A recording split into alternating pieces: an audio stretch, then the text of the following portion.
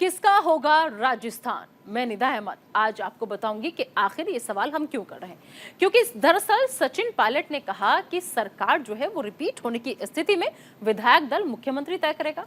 इसके अलावा सोनिया गांधी, राहुल गांधी, प्रियंका गांधी और मल्लिकार्जुन खड़गे गुट जो है वो तय करेगा कि कौन सीएम होगा।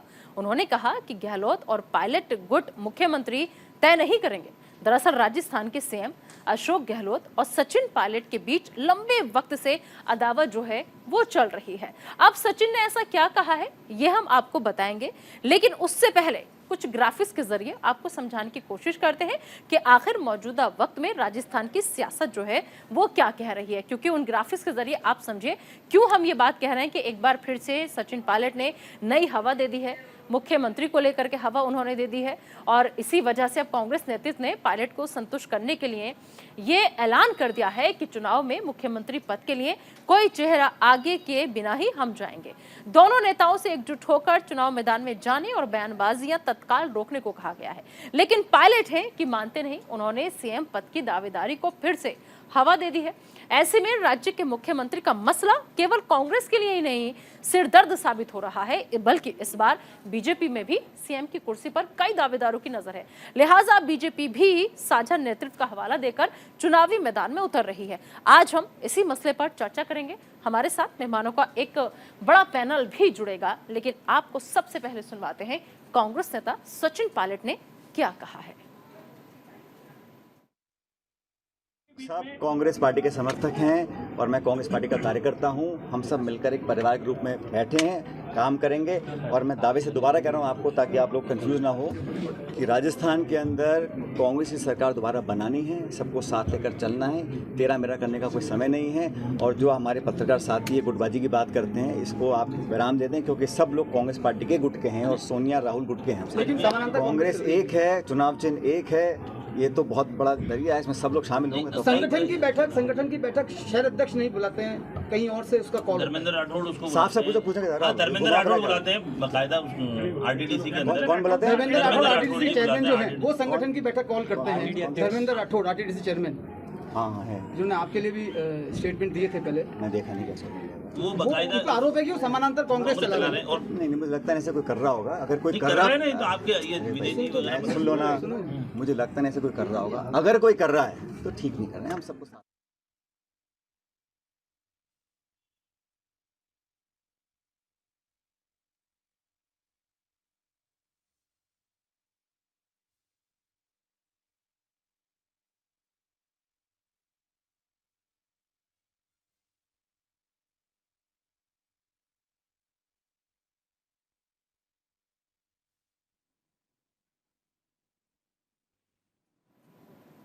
तो मुख्यमंत्री पद पर घमासान फैसला करेंगे आला कमान। इसी पर बातचीत करने के लिए हमारे साथ आज जयपुर से हमारी पूरी टीम जो है वो मौजूद है। ग्राउंड जीरो के हीरो हमारे तीनों इस वक्त हमारे साथ स्क्रीन पर मौजूद है। आइए मैं सबसे पहले इन तीनों हीरो का तारुफ आप सभी से करा देती हूँ। हमारे साथ दीपक चावला जो कि हमारे संवाददाता हैं जयपुर में, लोकेश नागर वो भी जयपुर की कमान उनके पास है, साथ ही साथ छवि अवस्थी रात में भी देखिए किस तरीके से खड़ी है इन दो जवाजों के साथ। बहुत बहुत स्वागत है आप तीनों का, दीपक, लोकेश और छवि। सबसे पहले छवि मैं आप ही से सवाल करना चाहूंगी, क्योंकि लेडीज फर्स्ट, और आपस में अगर ये लड़ेंगे तो फिर चुनाव कैसे जीतेंगे? क्योंकि देखिए लगातार आला कमान की तरफ से कहा जाता है कि आप लोग किसी भी बयानबाजी से बचिए, लेकिन फिर भी कोई ना कोई बयान ऐसा आ जाता है। ये तो सबको पता है कि आला कमान जो फैसला करेंगे उसी पर सबको साथ जाना है। छवि जी बिल्कुल। अब बात करें, अब देखिए लड़ाइयाँ बहुत है कांग्रेस में, गुटबाजी भी बहुत की है, लेकिन अभी की अगर बात करें तो अब एक ही मैसेज देने की बार बार कोशिश की जा रही है, और वो मैसेज ये है कि पूरी कांग्रेस एकजुट है और पूरी कांग्रेस एकजुट होकर कैसे भी इस बार सरकार को रिपीट करना चाहती है। खुद सचिन पायलट अभी बोल चुके, के अलावा मुख्यमंत्री गहलोत बोल चुके कि भूलो और आगे बढ़ो, और सचिन पायलट ने भी कह दिया है। इसके अलावा अगर बात करें और नेताओं की, जो एक गुटबाजी पहले हुआ करती थी, अब कोशिश की जा रही है कि उसे पूरी तरह खत्म करके एक मैसेज दिया जाए कि सामने जो भाजपा है उसके पास, क्योंकि सबसे बड़ा मुद्दा यही होता था, भाजपा हमेशा यही कहती थी कि जो कांग्रेस वोटों में बटी हुई है, मुख्यमंत्री पद की दौड़ है और लड़ाई है, इसीलिए कोशिश ये की जा रही है कि हर जो भी कार्यक्रम हुआ है उसमें कैसे भी ये मैसेज पहुंचा जाए। हाल ही की बैठक हुई, कुछ बैठक में जब केसी पाल आए, उसके अलावा बात करें गोगोई आए, उस दौरान भी यही कोशिश की गई कि सचिन पायलट वहां थे, उसके अलावा अशोक गहलोत वहां थे, खुद सुखजीत रंधावा भी वहां थे, और उस दौरान कोशिश की गई कि एक ऐसा माहौल बनाया जाए, और मीडिया में इस तरह की विजुअल्स और इस तरह की फाइट्स आई हैं लगातार, तो कोशिश कांग्रेस की यही है कि इस तरह का प्रचार किया जाए, इस तरह का मैसेज किया जाए कि बीजेपी के पास कम से कम कोई मुद्दा ना रहे गुटबाजी का, क्योंकि गुटबाजी एक ऐसा मुद्दा है जिस पर कांग्रेस भी अब खेल सकती है, चाहे तो क्योंकि भाजपा में भी इन दिनों गुटबाजी जमकर सामने आ रही है। कुल मिलाकर के दीपक, आपसे मेरा अगला सवाल है। दीपक, कहा जा सकता है कि आपस में चल रहे द्वंद से या गुटबाजी से सिर्फ कांग्रेस ही नहीं, बीजेपी भी खासी परेशान है। देखिए, बिल्कुल ठीक कहा, लेकिन कहीं ना कहीं कांग्रेस और बीजेपी में फर्क है। बीजेपी में जो है लोग डरते हैं, और उसका ताजा उदाहरण देखा गया है कि विधायक मेघवाल जो है बहुत ज्यादा बयानबाजी करते हैं, उन्हें पार्टी से निष्कासित कर दिया गया है। तो ये दिखाता है कि बीजेपी में इस तरह की जो चीजें हैं वो बिल्कुल भी बर्दाश्त नहीं है।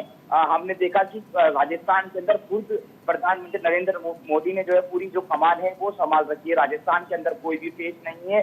उन्होंने कहा है कि जो पेश है वो खुद पीएम है, और पहले एक बार उनकी मंशा है, बीजेपी की मंशा है कि पहले राजस्थान में चुनाव जीता जाए, उसके बाद संगठन ये तय करेगा कि वो जो सीएम का पेश है वो कौन होगा। लेकिन कांग्रेस में जिस तरह से विधायक, उनके लोग, उनके मंत्री जिस तरह से बयानबाजी करते हैं, लेकिन बीजेपी में मैंने नोटिस किया है कि बीजेपी में बिल्कुल भी यहाँ पर जो है बिल्कुल भी बयानबाजी का दौर नहीं रहा है। कहते हैं कि सतीश पूनिया का अलग गुट है, राजेंद्र राठौड़ का अलग है, वसुंधरा राजे का अलग है, लेकिन कभी भी मैंने तीनों के समर्थित लोगों का कभी मैंने एक दूसरे के खिलाफ बयानबाजी नहीं देखी है। तो यही फर्क है कांग्रेस में और बीजेपी में। ये बात बिल्कुल सही है। अंदरूनी लड़ाई कहीं ना कहीं बीजेपी में भी है। बीजेपी में भी सीएम फेस की यहाँ पर जो है लड़ाई साफ तौर पर देखी जा सकती है। कई सारे जो चेहरे है वो शायद उम्मीदवार है या टकटकी लगाए बैठे की जो मौका है हमें मिल जाए, लेकिन ये तय जो है वो आलाकमान करेगा। अब बीजेपी में जो पीएम मोदी है, अमित शाह है, वो ये तय करेंगे कौन जो है सीएम का फेस होगा। फिलहाल उनकी प्रायोरिटी राजस्थान में लीजिए कि चुनाव जैसे तैसे जीता जाए। हाँ, ठीक है। लोकेश, आप कैसे देख रहे हैं सचिन पायलट के इस बयान को? क्योंकि ये जब बयान सामने आया तो इसने एक बार फिर से ये जग जाहिर कर दिया है कि कांग्रेस में गहलोत और पायलट के बीच तकरार जो है वो अभी भी जारी है। निदा जी, बिल्कुल हमारे दर्शकों को बता दें कि राजस्थान का 2023 का जो विधानसभा चुनाव है कांग्रेस और बीजेपी दोनों के लिए बड़ा महत्वपूर्ण है, और ये परिदृश्य राजस्थान में इस बार दिख भी रहा है। क्योंकि जिस तरह चुनावी माहौल देखा जा रहा है, लगातार मुख्यमंत्री अशोक गहलोत की योजनाओं की चर्चा तो है ही, साथ ही साथ सचिन पायलट और मुख्यमंत्री अशोक गहलोत के बीच जो लंबी अदावत राजस्थान में देखी गई थी, उसका पटाक्षेप पिछले दिनों कांग्रेस ने लिखा। लेकिन ग्राउंड जीरो पर आप बात करें तो सचिन पायलट लगातार राजस्थान में सक्रिय है, और 70 सीटों को लेकर उनकी लगातार जो पार्टी आलाकमान से सूत्रों से जो हमें जानकारी मिली, जो बातचीत हुई थी, उन विधानसभा क्षेत्रों पर उन्होंने कामकाज चालू कर दिया है। तमाम विधानसभा क्षेत्र के प्रत्याशियों से मिल रहे हैं, और वहाँ संभवतः जिस तरह वर्तमान विधायक है उनके टिकटों को लेकर नाराजगी है। इसका बड़ा एक विषय ये भी है कि जब राजस्थान में पॉलिटिकल क्राइसिस हुआ था तो जो गुजर बाहुल सीटें थी, सचिन पायलट का प्रभाव वाला इलाका सचिन पायलट मानते हैं, उन सीटों पर सचिन पायलट के समर्थन से जीतकर आने वाले विधायकों को लेकर सचिन पायलट की नाराजगी थी। और अब सचिन पायलट क्योंकि दोबारा विधानसभा चुनाव है तो अपनी राजनीतिक जमीन को पकड़ने के लिए दोबारा उसकी जमीन पर मेहनत कर रहे हैं, और कोशिश कर रहे हैं कि अपने जो कार्यकर्ता हैं, अपने साथ जुड़े हुए लोग हैं, उन्हें ज्यादा से ज्यादा टिकट दिलवाई जाए और चुनाव जिता कर लाया जाए, जिससे उनका पक्ष राजस्थान मजबूत हो। दूसरी तरफ बात की जाए, क्योंकि मुख्यमंत्री अशोक गहलोत लगातार राजस्थान सत्ता के जादूगर गए हैं, और उनको चुनाव का जितना बड़ा अनुभव है, कांग्रेस में इतना बड़ा अनुभव शायद ही किसी नेता को हो। ऐसे में पूर्वी राजस्थान जो पिछले विधानसभा चुनाव में राजस्थान का गढ़ रहा था, जीत का केंद्र रहा था, 50 में से 45 सीटें कांग्रेस ने उस पूर्वी राजस्थान से जीती थी। तो गढ़ बचाना एक बड़ा चुनौतीपूर्ण कार्यक्रम है, क्योंकि बीजेपी को देखेंगे, पिछले दिनों बीजेपी ने अपने चुनावी हार का मंथन किया और उस पर कामकाज चालू किया। पूर्वी राजस्थान की तमाम सीटों पर, चाहे वो मीणा बाहुल सीटें हो, गुजर बाहुल सीट हो, तमाम सीटों पर बीजेपी ने बड़े नेताओं को ज्वाइन करवाया। बड़े स्तर पर कांग्रेस के से आने वाले गुजर नेताओं को बीजेपी ज्वाइन करवाई है। साथ ही एसटी के बड़े नेता, जहां सचिन पायलट का या कांग्रेस का बड़ा गढ़ जिन विधानसभा क्षेत्रों को माना जाता था, उसे टारगेट किया गया। इसका हाल ही उदाहरण देखा जाएगा, ज्योति मिर्धा जो नागौर से सांसद थी, पूर्व बड़ा एक कद्दावर कांग्रेस का परिवार रहा था, उस परिवार से आने वाली बेटी ने बीजेपी ज्वाइन की और आज वो बीजेपी कार्यालय पहुंची और उन्होंने खुलकर मुख्यमंत्री अशोक गहलोत पर आरोप लगाए कि पूर्व की बाकी मुख्यमंत्री अशोक गहलोत कांग्रेस की बी टीम को मदद कर रहे हैं और हनुमान बेनीवाल के रूप में एक डमी पार्टी राजस्थान में चला रहे हैं। और हनुमान बेनीवाल को खुली चुनौती भी दी उन्होंने कि यदि वो खुला मुकाबला करना चाहते हैं तो नागौर में आए, कांग्रेस के तमाम बड़े नेताओं पर और मुख्यमंत्री अशोक गहलोत पर भी आरोप लगाए। बिल्कुल। दूसरी तरफ छवि, बीजेपी की हाँ। आप बात करेंगे, हम्म, बीजेपी के भी दो बड़े नेता, चाहे वो सूर्यकांता व्यास बीजेपी के बड़ी नेता रही हैं और मुख्यमंत्री पूर्व मुख्यमंत्री वसुंधरा राजे की बिल्कुल खासम खास विधायक मानी गई कैलाश मेघवाल जी हैं। उन दो बड़े नेताओं का मुख्यमंत्री अशोक गहलोत के पक्ष में बयान देना कहीं न कहीं वसुंधरा राजे की बेचैनी को भी दर्शाता है, क्योंकि पार्टी से सीधा मुकाबला नहीं कर मुख्यमंत्री पूर्व मुख्यमंत्री वसुंधरा बिल्कुल राजे लोकेश, आपने सही कहा, लेकिन वसुंधरा राजे की मुश्किलें तब और बड़ी हुई नजर आती है। मेरा अगला सवाल छवि से है। छवि, जब वसुंधरा राजे गजेंद्र शेखावत के बीच भी तनातनी की खबरें सामने आती हैं। जी बिल्कुल, वसुंधरा राजे, गजेंद्र शेखावत, अर्जुन राम मेघवाल और कैलाश मेघवाल, ऐसे कई गुट बने हुए हैं। राजेंद्र राठौड़, सतीश पूनिया, गुलाब चंद कटारिया, जिन्हें अब गृह मंत्री बना दिया गया है। तो ऐसे कई गुट हैं बीजेपी में। समझने की बात ये है अब गुट को किस तरह खुद आला कमान है उनके जरिए नियंत्रण में लाया जाता है, समझने की चीज है। क्योंकि देखिए, गजेंद्र सिंह शेखावत की बात करें तो उनको एक तरह से बीजेपी की तरफ से फेस माना जा रहा था मुख्यमंत्री का, लेकिन जब वो संजीवनी घोटाले में उनका नाम, तथाकथित जो घोटाला है उसमें नाम आया, तो उसके बाद कहा जा रहा था कि एक उसमें नाम आ चुका। अब उसके बाद अर्जुन राम मेघवाल के लिए भी इसी तरह की बातें शुरू हुई। अब कैलाश मेघवाल ने जब अपनी टिप्पणी की तो उसमें एक साफ तौर पे जो आरोप लगाया घोटाले का लगाया, उसमें साफ तौर पे उनकी तरफ से कहा गया कि 1.5 करोड़ रुपए लिए गए टिकट लेने के लिए अर्जुन राम मेघवाल की तरफ से। तो ये आरोप था, ये भ्रष्टाचार का आरोप था। और साफ तौर पर इस आरोप के बाद भी कहा जाने लगा कि अब एक केंद्रीय मंत्री और मुख्यमंत्री की दौड़ से साइड हो गए हैं। अब कैलाश मेघवाल ने जो ये आरोप लगाया है, क्योंकि कैलाश मेघवाल वसुंधरा गुट के माने जाते हैं, वसुंधरा राजे के खास माने जाते हैं, तो इससे ये भी सोचा जा रहा है, समझा जा रहा है सियासी गलियारों में चर्चाएं हैं वो तो यही है कि कहीं ना कहीं कुछ और भी इसके पीछे का रीजन हो सकता है। और धीरे धीरे जैसे चुनाव नजदीक आएंगे बहुत पर्दे खुलेंगे अभी छवि, और दोनों पार्टियों की खुलेंगी अभी।